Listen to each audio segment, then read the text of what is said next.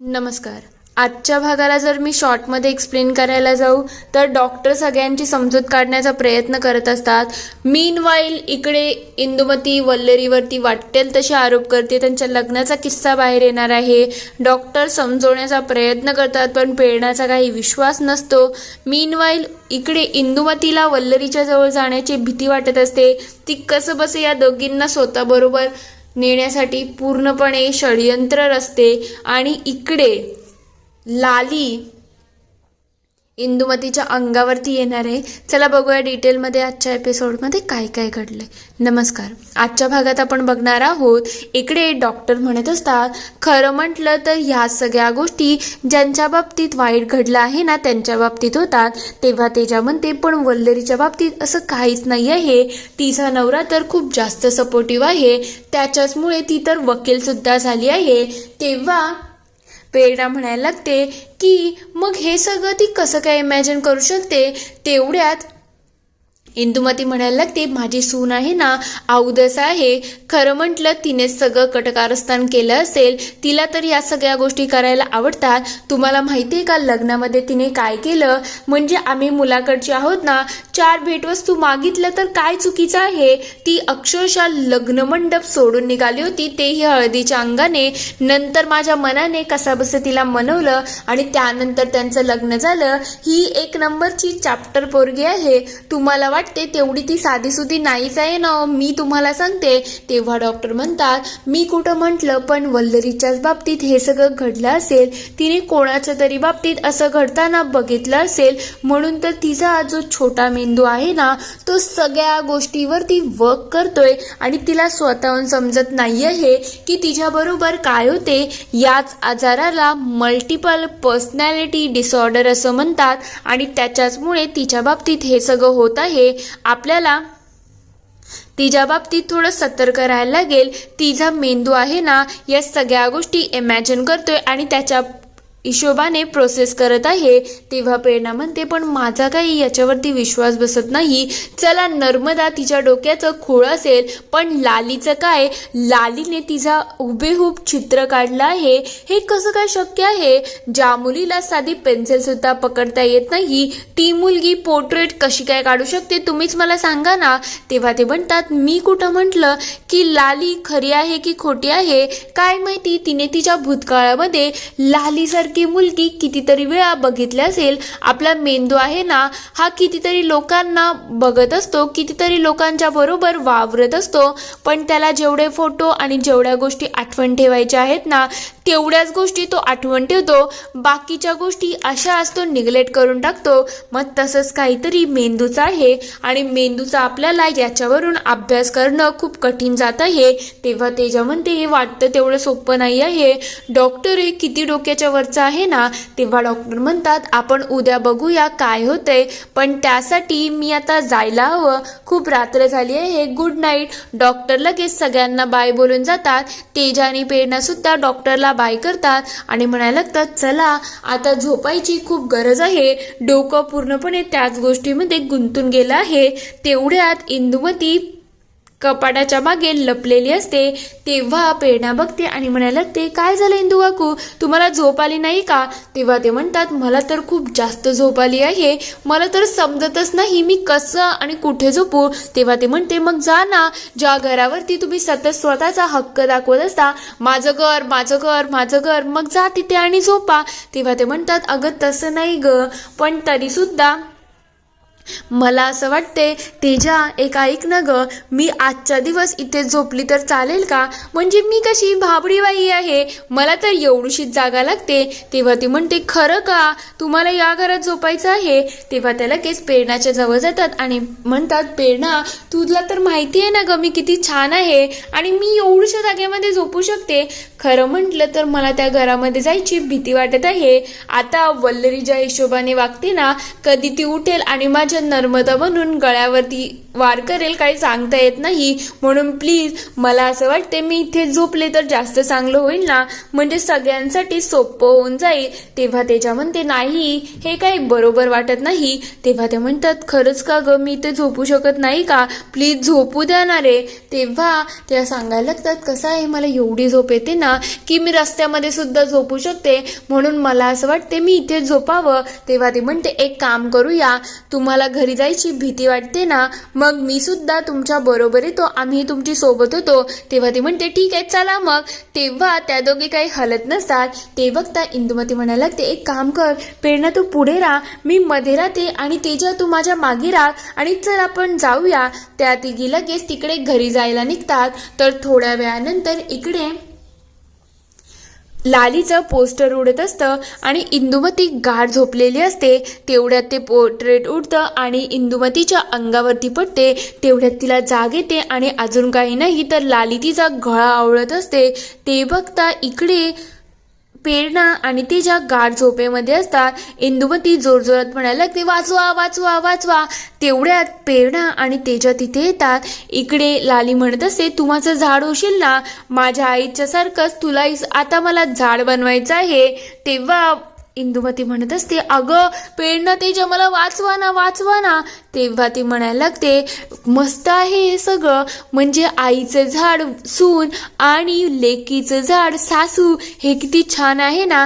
तेवढ्यात तेजा म्हणायला लागते एक काम कर लाली, यांच्या आतमध्ये घुस आणि यांना झाड बनव बनव झाड बनव. त्या सगळ्या जणी तिच्यावरती धावत जात असतात. तेवढ्यात इंदुमतीला जाग येते.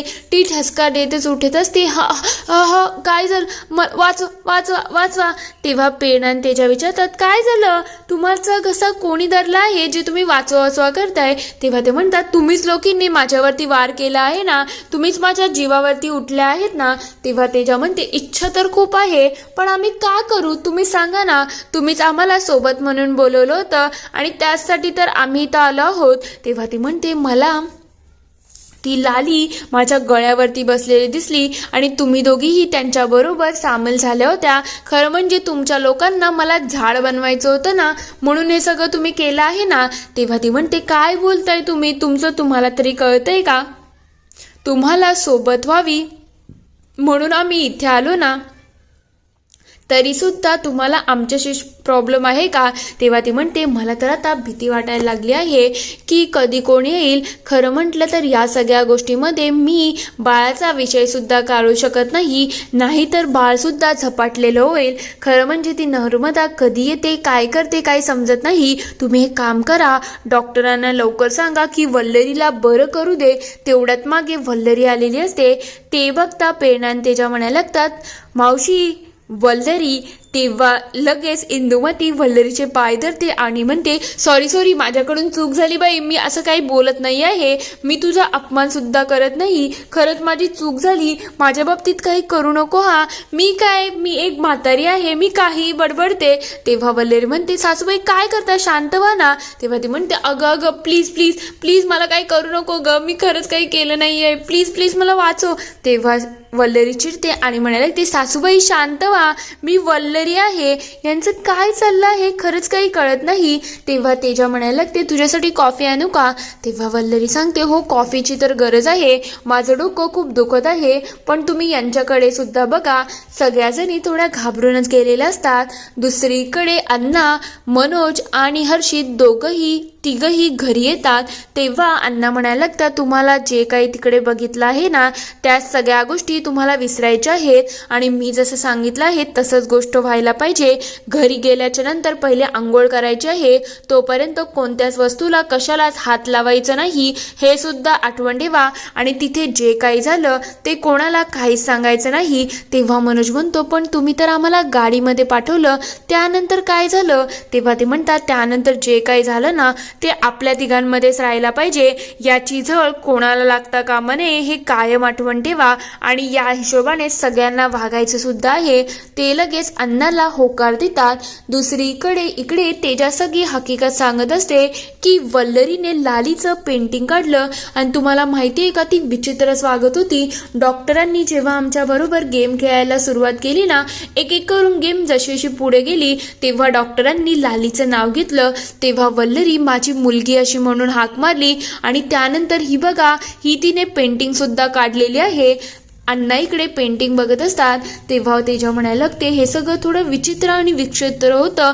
म्हणजे वल्लरी जिला पेंटिंग येत नाही तिने हुबेहूब पेंटिंग काढली आणि या मुलीला ओळखताना तिला स्वतःलाही आठवलं नाही की ही मुलगी कोण आहे. आणि जेव्हा ती नॉर्मल झाली ना, तेव्हा तिने फोटो बघितला आणि स्वतःच कौतुक करत होती, फोटो किती छान आहे. आणि तिने हे सुद्धा ओळखलं की ही लालीच आहे. तेव्हा अण्णा म्हणायला लागतात, लाली खरंच अस्तित्वात असेल तर. तेव्हा तेजा आणि प्रेरणा म्हणायला लागतात, बरोबर आहे. खरं म्हटलं तर माझाही हाच संशय आहे की एवढे हुबेहूब चित्र ती कसं काय काढू शकते ज्या व्यक्तीला तिने बघितलंच नाही. डॉक्टरांनी खूप समजवलं पण तरी सुद्धा माझा या गोष्टीवरती विश्वास नाही. आपला मेंदू खरंच खूप हुशार असतो, तो सगळ्या गोष्टी कॅप्चर करतो, पण जो माणूस अस्तित्वातच नाही त्याचा फोटो कसा काय काढू शकतो, तूच जरा विचार कर ना. तेव्हा तेजा म्हणते, तुम्ही या गोष्टी जरा वेगळ्या वळणावरती नेत आहे. डॉक्टरने सांगितलं आहे ना, हा सगळा मेंदूचा खेळ चालला आहे, म्हणून काही ना काही नक्कीच मार्ग होईल. तेवढ्यात मनोज आणि हर्षित अण्णांच्या जवळ येतात आणि विचारतात, अण्णा कसला विचार करताय, तुम्ही सांगा ना, तुम्ही असं का म्हणाला की लाली खरंच जिवंत असेल तर. तेव्हा अण्णा म्हणतात, ते तर मला माहिती नाही की हे सगळं जिवंत आहे की मनाचे खेळ आहे, पण आपण जिथे गेलो होतो ना तिथून मला एक गोष्ट समजली आहे की या सगळ्या गोष्टी घडल्यानंतर तिथे जो लिंबू तुटला ना, तो लिंबू कुठे गेला याचा काही अर्थच लागला नाही. कारण की मी तिथे अडकलो पण लिंबू काही तिथे सापडलाच नाही. तर दुसरीकडे इकडे वल्लरी आणि लाली मस्तपैकी बेडवरती झोपलेले असतात आणि लाली त्या लिंबूला गोल गोल करत फिरवत असते आणि इकडे वल्लरी म्हणत असते, माझी लाली खूप छान आहे. त्या दोघींची मस्त गंमत सुरू असते. थोड्या वेळानंतर वल्लरी इकडे सगळं फुटेज बघायला लागते. तिला स्वतःहून समजतं की तिनेच ती पेंटिंग काढलेली आहे. तेव्हा ती मनोजला सांगते, अहो तुम्ही बघितलं का, याच्यामध्ये मी स्वतः चित्र काढत आहे आणि माझा आवाज बघा ना, मी काही विचित्र आवाजामध्ये बोलते आणि सगळ्यांच्या अंगावरती धावून जात आहे. हे सगळं चाललं तरी काय आहे आणि हे सगळं माझ्या बाबतीत का होते, मला वेड तर लागलं नाही ना. अहो मी का अशी वागते मला खरंच काही कळत नाही आहे. तेव्हा तो म्हणतो, तू या गोष्टींकडे लक्ष देऊ नको, आपण या गोष्टीचा नंतर विचार करूया. आता मी जे जाऊन आलो त्याच्याबद्दल शांतपणे बोलूया. तेव्हा ती म्हणते, काय झालंय, तुम्ही गावाला गेले होते ना, तुम्हाला काही समजलं का, नर्मदा लालीबद्दल काहीतरी आयडिया आली का. तेव्हा तो म्हणतो, तू पहिले शांत हो. तेव्हा ती म्हणते, काय हो, तुम्ही मला सतत शांत शांत व्हायला सांगू नका, मला सांगा काय झालं आहे. तेव्हा मनोज सांगतो, मी तिकडे गेलो होतो आणि आम्ही तिथे आमचा शोध सुद्धा घेतला, पण तिकडे नर्मदा लाली अशा कोणत्याच मुली सापडल्या नाही. तेव्हा वल्लरी म्हणते, असं कसं काय होऊ शकतं, म्हणजे माझ्या डोक्यामध्ये सतत लाली आणि नर्मदा हे सगळं चालू आहे. हे सगळे मला भास तर होत नाही ना, खरं म्हटलं तर मला वेड तर लागलं नाही ना. आणि असं बोलतात, वेड लागलेल्या व्यक्तीच्या बरोबर जास्त वेळ राहू नये. तेवढ्यात मनोज तिला अडवतो आणि म्हणतो, काय चाललं आहे, तू जर माझ्या जवळ नसली ना तर मला वेड लागेल. तू वाटेल ते बोलू नको, आपण डॉक्टरांची ट्रीटमेंट घेऊ आणि तू लवकरच बरी होशील. तू नको ना एवढ्या गोष्टींचा विचार करू, सगळं काही छान होईल. मनोज तिला मिठीत घेतो आणि त्या दोघांचं थोडं का होईना गोष्टी नॉर्मल झालेल्या असतात. पुढील भागात आपण बघणार आहोत, मनोज वल्लरीला पॅम्पर करण्याचा पुरेपूर प्रयत्न करत असतो. तेव्हा तो वल्लरीसाठी सगळा स्वयंपाक आणि सगळ्या गोष्टी रेडी करतो, पण वल्लरी स्पष्टपणे नकार देत असते. ते बघता मनोज तिला जवळ घेतो आणि स्वतःहून प्रेमाने वल्लरीला भरवायला लागतो आणि यानंतर तो वल्लरीला पुन्हा तिच्या कामाकडे वळण्यासाठी सुद्धा प्रोत्साहन देत असतो. इथे पूर्ण एपिसोड संपतो. आता मनोज सारखा नवरा भेटणं खरंच खूप नशिबाचं आहे. खरंच अशी मुलं आणि असा नवरा भेटून तरी वल्लरीचं हे सगळं जे चाललं आहे त्याला काहीतरी एंड येईल का, तुम्हाला काय वाटतं ते मला कमेंटमध्ये नक्की कळवा. व्हिडिओ आवडला असेल तर लाईक शेअर सबस्क्राईब करायला विसरू नका. Thank you for watching.